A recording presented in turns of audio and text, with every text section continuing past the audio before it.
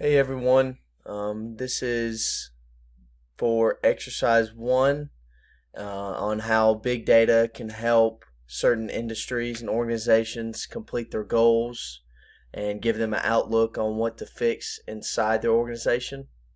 And then for team five, we chose to do Dick's Sporting Goods. So the first really main goal is to mitigate our environmental footprint as stewards of the planet. As we can see, this is from Dick's Sporting Goods themselves. And from the website, they had multiple goals that they would like to accomplish, but we wanted to stick with environmental. So the first goal we picked is to eliminate single-use point-of-scale plastic bags in all stores by 2025. These are things such as what they put shoes in, to relate it to grocery stores through the plastic bags. And then the second one is to reduce greenhouse gas emissions for Dick's operations by 30% by 2030. So as we can see, these are very long-term goals, not short-term. And then so the goal progression for each of these goals, as you can see here for goal one, it's partnership with closed loop and beyond the bag. And then sustainable packing. And a lot of the organizations, especially in the grocery industry, are starting to do this. Things such as reusable bags, collaborating with brands to reduce waste, increase in recycling. As we can see, this is a cultural issue and a thing people are really starting to pay attention to, especially in today's world. Transitioning from plastic to paper bags, and penalizing vendors who use excessive packing. And so for goal two, we can see the goal progression is transitioning to LED lights, identifying more energy efficient opportunities, adopted green building criteria and practices, working with vendors who use energy efficient, lower carbon technologies, and setting targets to reduce the negative environmental impacts of current manufacturing practices. And as we can see in goal two, this is going to require a lot of expenses in terms of having to pay for things such as the green building criteria.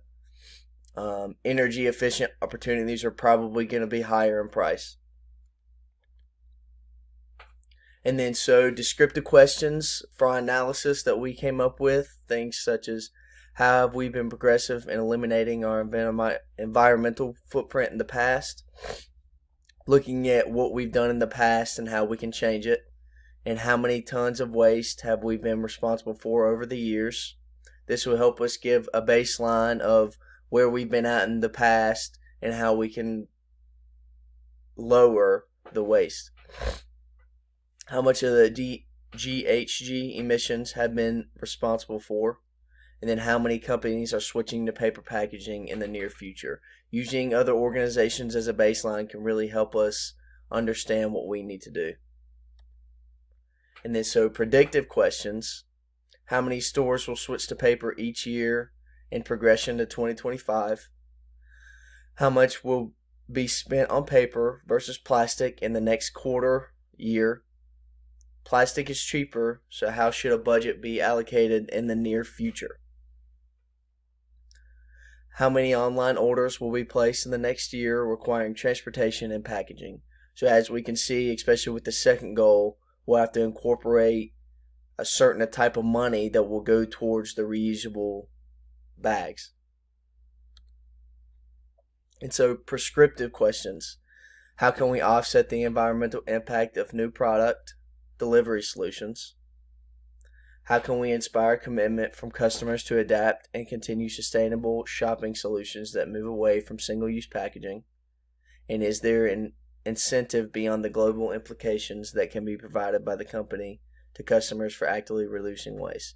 So for the prescriptives, as we can see, customers are going to be a huge part of this operation in terms of if they don't commit to the goals that we're trying to set, then we will just be using paper and plastic over and over until they start coming in with their own reusable bags. And then so some data to source to look at these is internal data from DICS regarding waste and GHG emissions, open data regarding company waste and GHG emissions, incentive program data, cost data for alternative packaging solutions, transportation data including average delivery distances, customer inquiries about how they would like us to control waste in our operations, reading data on different techniques throughout the year to see which one reduces our environmental footprint most efficiently, and then viewing data from similar organizations to see what they use to reduce waste and GHG emissions. So as we can see through these data sources that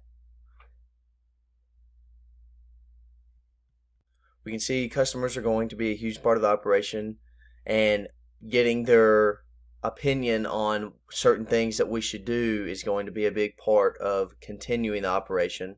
And then reading data on different techniques are going to give us the best outlook on what we should do.